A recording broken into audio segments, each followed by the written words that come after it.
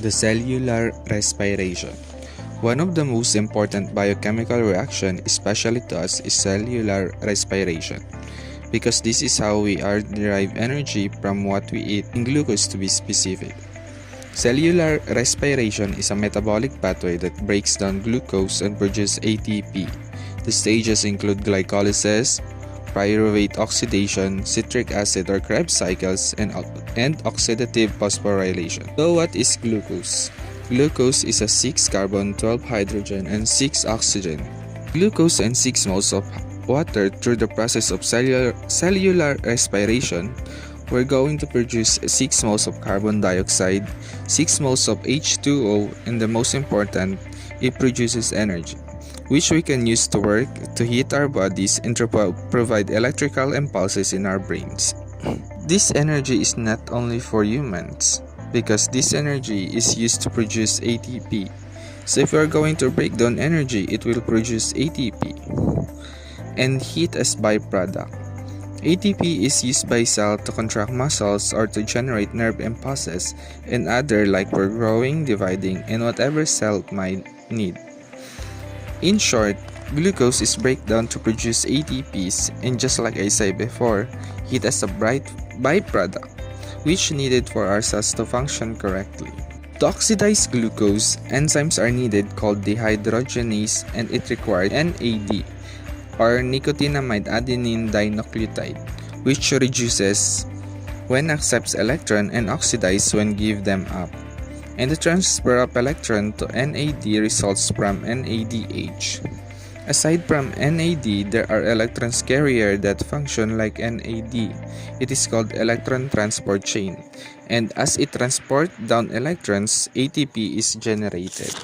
Theoretically, 38 ATPs is produced, but it also depends on the efficiency of the cell to perform the cellular respiration.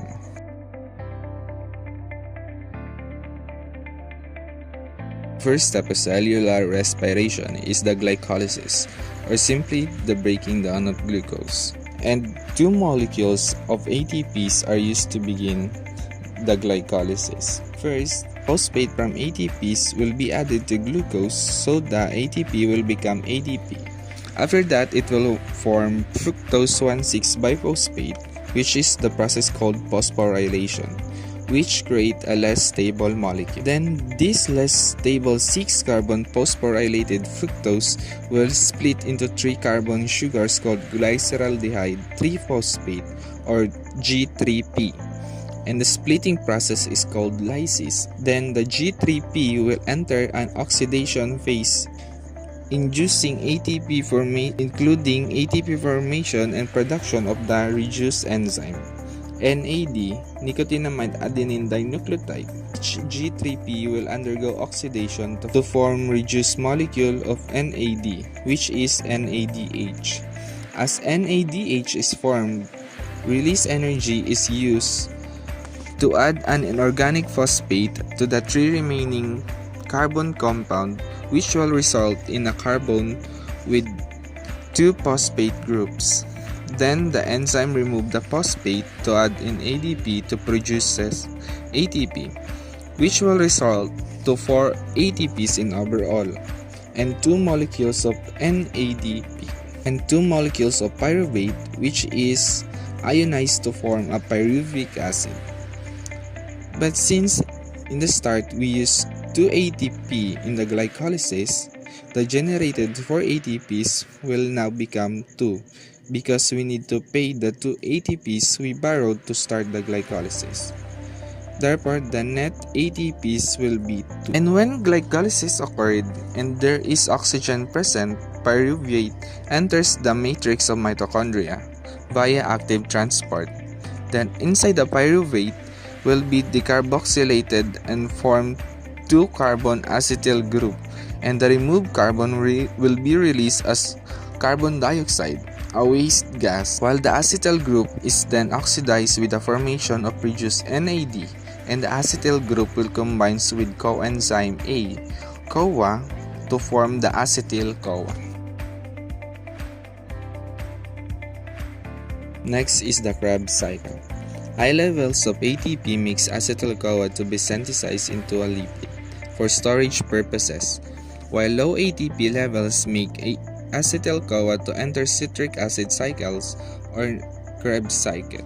It occurs in the matrix of mitochondria. First, acetyl-CoA from the link reaction combines with 4-carbon compound called oxaloacetate. The result is a 6-carbon compound called citrate. Then citrate is oxidized to form a 5-carbon compound. In this process, carbon is released after combining with oxygen as carbon dioxide, and while citrate is oxidized, NAD is reduced to form NADH. Then the 5-carbon compound is oxidized and decarboxylated to form 4-carbon compound, then releases again carbon dioxide, and another NAD is reduced to form NADH. After that, the 4-carbon compound undergoes various changes resulting in several products, and one of that is another NADH. The coenzyme FAD is reduced to form FADH2 and a reduction of an ADP to form ATP. The 4-carbon compound is changed during these steps to reform oxaloacetate, then it may begin the cycle again.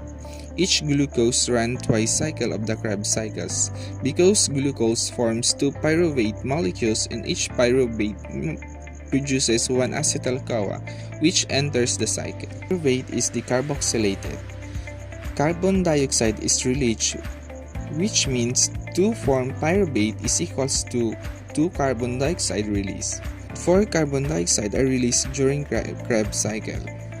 It shows that 6 carbon atoms presented in the initial glucose molecule, which means that glucose is catabolized and its original energy is now carried by NADH and FADH2 or is in ATP.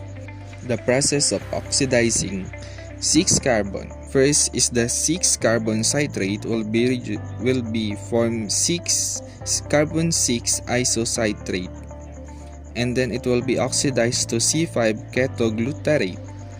Then the C5-ketoglutarate will be reduced to C4-succinyl-CoA. Then the C4-succinyl-CoA will form succinate. Then succinate will form to fumarate. Then fumarate will form to malate. Then malate to C4-oxaloacetate. Then the C4-oxaloacetate will produce C6 citrate, and the cycle will repeat. Most ATP production occurs by oxidative phosphorylation, which includes electron transport and chemiosmosis. The electron transport chain, or the ETC, is where most of the ATPs from glucose catabolized are produced, and occurs in inner mitochondrial membrane and on the membrane of the cristae. These carriers of electron, which is the energy, are close together and pass the electron from one to another because of an energy gradient. The sources of electron that have moved down the electron transport chain are the coenzymes NADH and the FADH2. FADH2 allow the production of 2 ATPs, while NADH allow the production of 3 ATPs. At the end of the chain, the de-energized electrons combine with available oxygen. Oxygen is the final electron acceptor because it has a very high electron negativity. And the large number of electron carriers has only lower amounts of energy lost each time they exchange, which are effectively harnessed by cell to carry out phosphorylation. And now energy is available as a result of electron transport chain. This energy allows the addition of phosphate and energy to ADP to form ATP, and the process is called chemiosmosis, which involves the movement of protons, the H ions, to provide energy so that phosphorylation can occur. Because this phosphorylation utilizes ETC and called oxidative phosphorylation, The inner membranes of mitochondria have numerous copies of enzyme ATP synthase, which uses energy of an ion gradient to allow the phosphorylation. Theoretically, 38 ATPs are produced by cellular respiration. 4 are produced from glycolysis, 2 from Krebs cycles, and 32 from ETC and chemiosmosis. But just like I said before, since we borrowed 2 ATPs to start glycolysis, we need to pay it. Therefore, the total net ATP gain is only 36 ATP. The fermentation is an anaerobic energy generating process. It oxidizes the NADH without passing its electron through the electron transport chain. And this could be done through lactic acid fermentation, where NADH is oxidized to NAD when pyruvate is reduced to lactate. Photosynthesis. Photosynthesis is a process by which green plants and some other organisms use sunlight to synthesize foods. Plants use H2O and atmospheric CO2 to produce a simple sugar and liberate oxygen. Photosynthesis involves two major reactions, the light-dependent and the light-independent reaction. And in plant cells, particularly in chloroplast, photosynthesis occurs. The light-dependent reactions occurs in thylakoids or grana of the chloroplast. A stack of thylakoids make up a granum. Obviously, light supplies the energy for this reaction to occur, and the ultimate source of light is sun. To absorb light, plants have special molecule called pigments, which effectively absorbs photon of light at different wavelengths. The two major groups are the chlorophyll, commonly in green plants, and the carotenoids, commonly in yellow plants like squash, which are organized on the membranes of thylakoids. The region of organization are called photosystems and include chlorophyll, accessory pigments, and a protein matrix. The reaction center is the portion of the photosystem that contains a pair of chlorophyll, matrix of protein, and a primary electron acceptor.